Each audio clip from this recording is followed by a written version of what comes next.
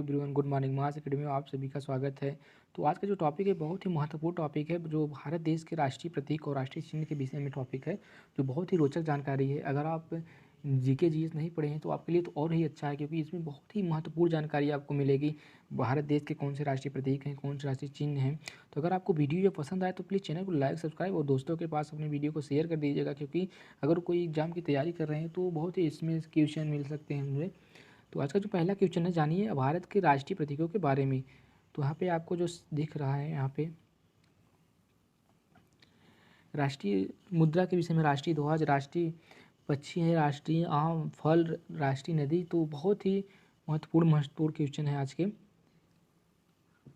तो आज का पहला टॉपिक जो है भारत का राष्ट्रीय ध्वज। तो भारत का जो राष्ट्रीय ध्वज है तिरंगा। भारत का राष्ट्रीय ध्वज जो है तिरंगा है।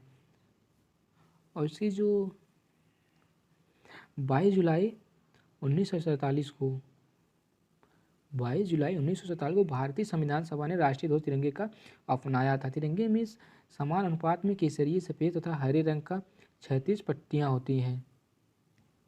36 पट्टियाँ होती हैं और इसलिए भारत के ध्वज को तिरंगा कहा जाता है। ध्वज की चौड़ाई और लंबाई का अनुपात क्रमशः 2:3 होता है। इस टाइप के प्रश्न पूछे जा सकते हैं एग्जाम में। तो इसमें जो सफ़ेद रंग का पट्टी के बीच गहरे रंग नीले रंग का चक्र जो होता है बना होता है, जिसमें 24 तीलियाँ होती हैं। कितनी तीलियाँ? 24 तीलियाँ जो बनी होती हैं। अब क्या यह भी आप जानना चाहते हैं कि चक्र सारनाथ में स्थित है, संख्या अशोक स्तंभ से लिया गया है। जो ये चक्र है सारनाथ में स्थित जो अशोक स्तंभ है उससे लिया गया है ये चक्र। तो ये थे रोचक जानकारी जो भारत के तिरंगे के बारे में था। और नेक्स्ट टॉपिक जो है भारत का राष्ट्रीय चिन्ह अशोक स्तंभ। अशोक स्तंभ क्या है? तो भारत का जो राष्ट्रीय अशोक स्तंभ चिन्ह है यह सत्यमेव जयते। अशोक स्तंभ भारत का राष्ट्रीय चिन्ह अशोक स्तंभ मौर्य साम्राज्य के सम्राट में अशोक द्वारा सारनाथ में बनवाए गए स्तंभ से लिया गया है। और 26 जनवरी 1950 को इसे अंगीकृत किया गया था। जब भारत गणराज्य बना तो अशोक के स्तंभ शिखर में देवनागरी लिपि में सत्यमेव जयते लिखा है। सत्यमेव जयते लिखा है। इसमें से सच्चाई एकमात्र चीज जो मुंडगा उपनिषद पवित्र हिंदू वेद का भाग से लिया गया है। तो ये बहुत ही महत्वपूर्ण जानकारी है सब। इसमें से बहुत से आपके क्वेश्चन बन सकते हैं। और इसमें जो आपको मेन टॉपिक बता दूंगी, जो इसके उपयोग से नियंत्रित और प्रतिबंधित करने का कार्य जो राज्य प्रतीक की भारतीय धारा जो है वो 2005 के तहत किया जाता है 2005 के। अब नेक्स्ट टॉपिक जो है आपका भारत का राष्ट्रीय गान जो है वो जनगण मन है, भारत का राष्ट्रीय गान। और इसे 26 जनवरी 1950 में संवैधानिक सभा द्वारा भारत के राष्ट्रीय गान जनगण मन को आधिकारिक रूप से अंगीकृत किया गया था। और रविन्द्रनाथ टैगोर द्वारा ये गाना लिखा गया था। इसे पहली बार 27 दिसंबर 1911 ईस्वी में भारतीय राष्ट्रीय कांग्रेस के कलकत्ता सत्र में गाया गया था। संपूर्ण गीत का यह गान को गाने में लगभग 52 सेकंड का समय लगता है। तो जो जनगण मन के राष्ट्रीय गीत है, भारत का राष्ट्रीय गान जो है वो 24 जनवरी 1950 को संवैधानिक रूप से द्वारा ये जनगण मन गाया गया था, जो रविन्द्रनाथ टैगोर द्वारा लिखा गया है। इसके लेखक जो हैं, और ये 27 दिसंबर और 1911 ईस्वी में भारत को राष्ट्रीय कांग्रेस के कलकत्ता सत्र में गाया गया था। या एक तरह से आप बोल सकते हैं कि शासन काल में गाया गया था। और इसके में लगभग 52 सेकंड में लगता है। जो राष्ट्रीय गान होता है जनगण मन, इसे 52 सेकंड में गाया जाता है, समय लगता है। हालांकि इसका लघु संस्करण जो है पहली और अंतिम पंक्तियाँ को पूरा करने में 20 सेकंड का समय भी लग सकता है। लास्ट की जो 2 पंक्तियाँ होती हैं उसमें 20 सेकंड भी लग सकता है। नेक्स्ट टॉपिक है भारत का सर्वोच्च राष्ट्रीय पुरस्कार भारत रत्न है। जो भारत का सर्वोच्च राष्ट्रीय पुरस्कार है वो भारत रत्न है। ये सिंबल है भारत रत्न का। नेक्स्ट टॉपिक है भारत का राष्ट्रीय गीत। जो भारत का राष्ट्रीय गीत है वो वंदे मातरम है। अब ये कब गाया था, कब किस सन में गाया गया था, तो 1950 में वास्तविक वंदे मातरम के शुरुआत के 2 छंद को आधिकारिक रूप से भारत के राष्ट्रीय गीत के रूप में अंगीकृत किया गया था। तो वास्तविक जो वंदे मातरम में 6 छंद हैं, इसको बंकिम चंद्र चटर्जी द्वारा बंगाली और संस्कृत में 1882 ईस्वी में उनके अपने उपन्यास आनंद मठ में लिखा गया था। इस गीत को उन्होंने चीनसुरा में लिखा था। इसे पहली बार सन 1896 में भारतीय राष्ट्रीय कांग्रेस के राजनीतिक संदर्भ में रविंद्रनाथ टैगोर द्वारा गाया गया था। तो जो भारत का वंदे मातरम है राष्ट्रीय गीत है, 1950 को वास्तविक रूप से शुरुआत हुआ था इसके। और जैसा कि बता दूँ, इसे जो लिखे थे इसको बंकिम चंद्र बंकिम चंद्र चटर्जी से लिखा गया था, इनके द्वारा लिखे गया था ये, जो 1882 में उनके उपन्यास आनंद मठ में लिखा गया था। और इसे पहली बार सन 1896 ईस्वी में भारतीय राष्ट्रीय कांग्रेस के राजनीतिक काल में संदर्भ में रविंद्रनाथ टैगोर द्वारा गाया गया था। नेक्स्ट टॉपिक है राष्ट्रीय पशु। अब राष्ट्रीय पशु जो है आपका, राष्ट्रीय पशु जो है बाघ है भारत का राष्ट्रीय पशु बाघ है, यहाँ पे दिखाया गया है। नेक्स्ट टॉपिक है भारत का राष्ट्रीय फूल। तो भारत का जो राष्ट्रीय फूल है कमल है, तो यहाँ पे है भारतीय फूल राष्ट्रीय कमल है। और नेक्स्ट टॉपिक जो है भारत का राष्ट्रीय फल। तो भारत का जो राष्ट्रीय फल है वो आम है, भारत का राष्ट्रीय फल आम होता है। नेक्स्ट टॉपिक है जो भारत का राष्ट्रीय पक्षी। तो भारत का राष्ट्रीय पक्षी जो है मोर होता है।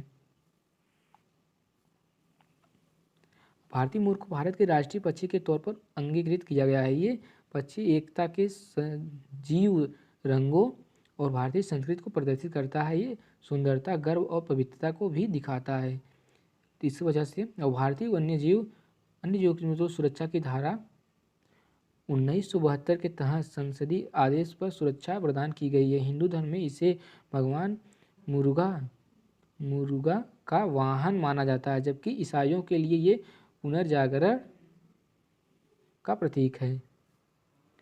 तो 1972 के तहत संसदीय आदेश में सुरक्षा प्रदान की गई इसे, जो भारत का राष्ट्रीय पक्षी मोर है। नेक्स्ट क्वेश्चन है भारत का राष्ट्रीय खेल। तो जो भारत का राष्ट्रीय खेल है वो हॉकी है। और हॉकी को भारत का राष्ट्रीय खेल तब से माना जाता है जब से भारत ने ओलंपिक में हॉकी के खेल में लगातार 6 स्वर्ण पदक जीते थे। तो भारत का राष्ट्रीय जो खेल है हॉकी है। और नेक्स्ट टॉपिक है भारत का राष्ट्रीय जलचर जो है। तो भारत का जो राष्ट्रीय जलचर है वो डॉल्फिन है।